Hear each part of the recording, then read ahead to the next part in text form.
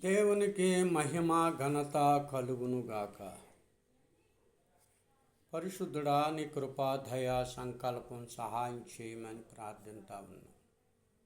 మా దేశ నాయకులను అనేకులను మంచి మార్గములో నడిపించమని, నీ కృపా నీ దయా నీ సంకల్పం మాకు సహాయం చేయమని, మనుషులందరినీ దీవించమని యేసుక్రీస్తు నామములో వేడుకొనుచున్నాం పరమ తండ్రి. ఆమె దేశములో జనలు ఒక 6 విషయాలు దేవుని వాక్యాన్ని తెలియదు. అంతకంటే ముందు ఈ ఛానల్ చూసిన వారు పక్కనే షేర్ బటన్ నొక్కి బెల్ ఐ నొక్కి షేర్ చేయండి, సబ్స్క్రైబ్ చేయండి. ఎవరికైనా కూడా షేర్ చేయండి. ఈ వాక్యాన్ని అనేకులకు పంపించాలని ఆశ కలిగి చేస్తా ఉన్నాం. దేవునికి మహిమ కలుగును గాక. మనుషులను పాడు చేసేవి కొన్ని విషయాలు.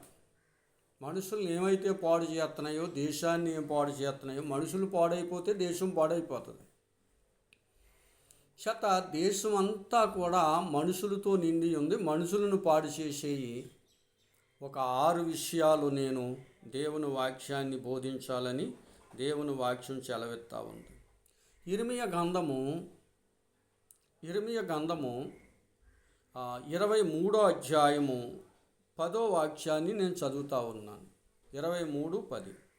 దేశము వ్యభిచారముతో నిండి ఉన్నది, జనులు నడవడి చెడ్డదాయేను, వారి సౌందర్యము అన్యాయమునకు ఉపయోగించుచున్నది. దేవునికి మహిమ కలుగును. దేశమంతా వ్యభిచారముతో, అనేకులు వ్యభిచారముతో నిండిపోయారని దేవుని వాక్యం చెలవెత్తా ఉంది. అందరూ అంటే అందరూ కాదు, కొందరు మంచిగానే ఉంటారు, కానీ బాగా వ్యభిచారముతో నిండిపోయిందని దేవుని వాక్యం సెలవిస్తా ఉంది. వారి సౌందర్యాన్ని ఎవరికి అప్పగింటున్నారో, మంచిని ఎవరికి అప్పగింటున్నారో, తన భార్యకైనా అప్పగించాలి, తన పిల్లలకైనా అప్పగించాలి, తన దేశానికైనా అప్పగించాలి, కానీ అన్యాయానికి అప్పగింటున్నారని దేవుడు వాక్యం సెలవుతుంది. అన్యాయంతో కూడిపోయింది దేశం, అన్యాయంతో నిండింది, అక్రమతో నిండింది, వ్యభిచారముతో దురాశతో నిండిపోయింది. వ్యభిచారం వలన నష్టం కలుగుద్ది, కానీ లాభం కలగదు. నీ భార్యకు నష్టం, నీ పిల్లలకు నష్టం, మరి పక్కవారికి కూడా నష్టం కలిగించే ఆ కార్యం నువ్వు చేయకూడదు. నీ పిల్లలతో నువ్వు సంతోషముగా జీవించాలి, నీ భార్యతో నువ్వు సంతోషంగా జీవించాలని లేఖనాలు తెలియపరుస్తూ ఉన్నాయి. ఇక రెండోదిగాను దేవుని వాక్యం చెలవెత్తా ఉంది. రెండోదిగాను ధనాపేక్ష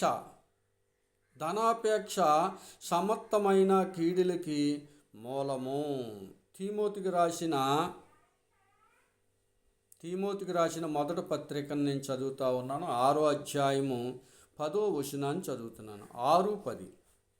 ఎందుకనగా ధనాపేక్ష సమర్థమైన కీడులకి మూలము. కొందరు దాన్ని ఆశించి విశ్వాసం నుంచి తొలగిపోయి నానా బాధలతో తామును తామే పొడుచుకుని. దైవజనుడా, ఓ దేశములో ఉన్న ప్రజలారా, మంచి మార్గమును నీవైతే వీటిని విసర్జించు. నీతి కావాలి, భక్తి కావాలి, విశ్వాసం కావాలి, ప్రేమ కావాలి, ఓర్పు, సాత్వికము సంపాదించుకునటానికి ప్రయత్నం చేయము. ధనం సంపాదించుకోవటం తప్పు కాదు, కానీ ధనాపేక్ష కలిగి ఉండటం తప్పు. నేను ధనమే. ఒక ధనవంతుడు ధనాన్ని ఆశించి నరకానికి వెళ్ళిపోయాడు. ఒక ధనవంతుడు ధనాన్ని కోరుకున్నాడు, కానీ దేవుని కోరలేదు. దేవుడి విషయాన్ని పక్కన పెట్టేశాడు. ధనవంతుడు మరి అగ్ని జ్వాలలలోకి వెళ్ళిపోయినట్లు మనం చూస్తూ ఉన్నాం. దేవునికి మహిమ కల. 1 వ్యభిచారముతో, 2 ధనాపేక్షతో ఉన్నది. ఇక 3వది సామెతల గ్రంథము 23వ అధ్యాయము 2వ వచనాన్ని చదువుతున్నాను. 23:2 వాక్యాన్ని చదువుతా ఉన్నాను. నీవు తిండిబోతివైన ఎడల నీ గొంతుకు కత్తి పెట్టుకొనుము. తిండిపోతులు కొంతమంది ఇంకా తిండిపోతులు దరిద్రులు అవుతారు. ఇక బతకటానికి తినాలి కానీ ఊరికే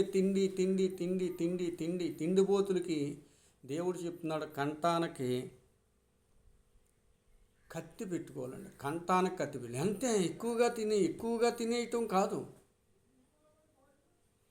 ఒక ఆవిడ శుక్రవారం ఎవరో ఫంక్షన్ చెప్పారంట, ఫంక్షన్ అయితే శుక్రవారం ఉపవాసం ఉంటాం, శనివారం కూడా ఉపవాసం ఉండి ఆదివారం భోజనాలు అన్నారు కదా, ఆదివారం భోజనానికి వెళ్దాము, ఈ 2 రోజులు కూడా ఉపవాసం ఉండని చెప్పి ఒక ఆవిడ ఏం చేసిందంట, ఉండి ఆదివారం వెళ్తే ఆదివారం ఫంక్షన్లో ఎన్నో చికెను, మటన, ఇక కోడి మాంసం, మేక మాంసం, ఇక చేప ఇవన్నీ తిని కంఠం దాకా తినేసిందంట. కంఠం దాకా తినేసిన తర్వాత ఇక ఉక్కిరి బిక్కిరి అయిపోయిందంట. పోమ్మ ఉక్కిరి బిక్కిరి అయిపోయి డాక్టర్ గారి దగ్గరికి వెళ్ళి, డాక్టర్ గారు చాలా ఆవేశం కింద ఉందండి, ఇక భోజనానికి వెళ్ళాను, అమ్మ నేను ట్యాబ్లెట్ రాస్తాను వేసుకో అని చెప్పారండి. అయ్యా టాబ్లెటే నా లోనకి వెళ్ళేలాగా ఉంటే అక్కడే ఇంకో ముక్క లోనకి గింటి ఇద్దును. తిండిపోతులు నిజం ప్రియులారా, ఒక్కరు బిక్కిరి ఇలా తినటం ఎందుకు, తిండిపోతుంది చేత ప్రియులారా. కొందరు తిండిపోతులు మనుషులను పాడు చేసుకునేవారు తిండిపోతులు. ఇక నాలుగోదిగాను సామెతల గ్రంథము 23వ అధ్యాయము 21వ వచనాన్ని చదువుతున్నాను. 21వ వచనం, తాగుబోతులు తిండిపోతులు దరిద్రులు అవుతారు. త్రాగుబోతులు తిండిపోతులు దరిద్రులు అవుతారు. నిద్ర మొత్త సింపురు గుడ్డలకి ధరించుకోవటానికి కారణమని దేవుని వాక్యం. తాగుబోతులు ఎక్కడికి వెళ్తారో తెలియదు. వాళ్ళు తాగేసిన తర్వాత ఇంటికి వస్తారో ఇంకో ఇంటికి వెళ్తారో తెలియదు, ఎక్కడ పడిపోతారో తెలియదు, దారిలో పడిపోతారో తెలియదు. మళ్ళీ తాగేసిన తర్వాత వారి ఇంటికి వచ్చి మళ్ళీ ఉదయం ఎవరైనా తిట్టినట్టయితే వారు మళ్ళీని చాలా అసలు మాట్లాడరు, అంత ఇష్టగా ఉంటారు. దేవుని కృప, దేవుని యొక్క శక్తి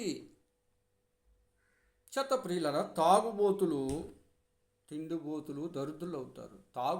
తాగుడు కూడా దేశ జనాన్ని చంపేస్తుంది.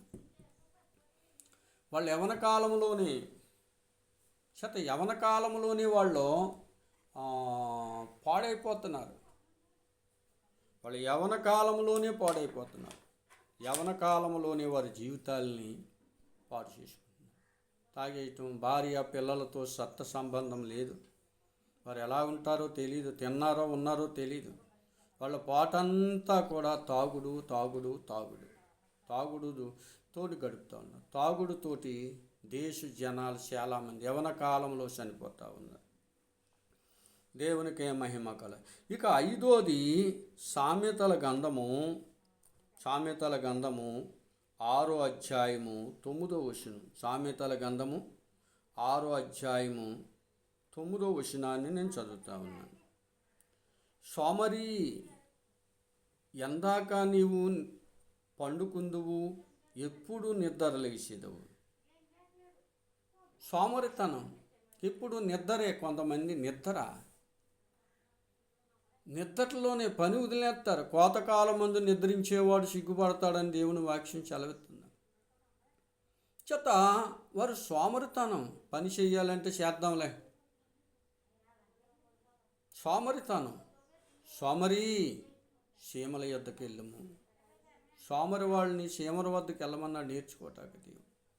ఇక 6వది కానీ సామెతల గ్రంథమే 6వ అధ్యాయము 32వ వచనం. 6 32.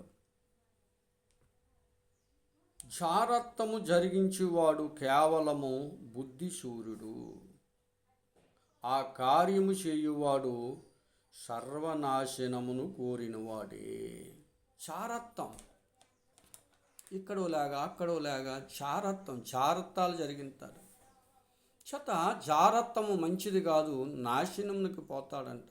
ఎవరినైనా నాశనం చేయాలన్నా లేకపోతే ఆడే నాశనం అయిపోతాడు. ప్రియులరా, ఒకటి దేశం వ్యభిచారముతో నిండి ఉన్న, 2 తిండిపోతులు, 2 ధనాపేక్ష, 3 తిండిపోతులు, 4 తాగుబోతులు, 5 సోమరతనం, 6 జారత్వం జరిగించేవాడు. జారులతో ఎవరితోటైనా సహాయం చేయొచ్చు, కానీ జారులతో సహాయం చేయదు. వారు ఎప్పుడూ కూడా నాశనం చేయాలని చూస్తూ ఉంటారు. దేశానికి పట్టిన ఒక 6 విషయాలు, మనుషులకి పాడు చేసే విషయాలను ఈ వీడియోలో చేసి ఉంచాం. అది చూసిన వారు షేర్ బటన్ నొక్కి గంటా బెల్ వస్తే దానిని నొక్కి మరలా గంటా బెల్ వస్తే దాన్ని షేర్ చేయాలి, లైక్ చేయాలి, సత్కార్ చేయాలి. ఈ వాక్యాన్ని మీ ఇనుకిట్లో మీకు దేవుడు దీవించి ఆశీర్వదించునుగాక.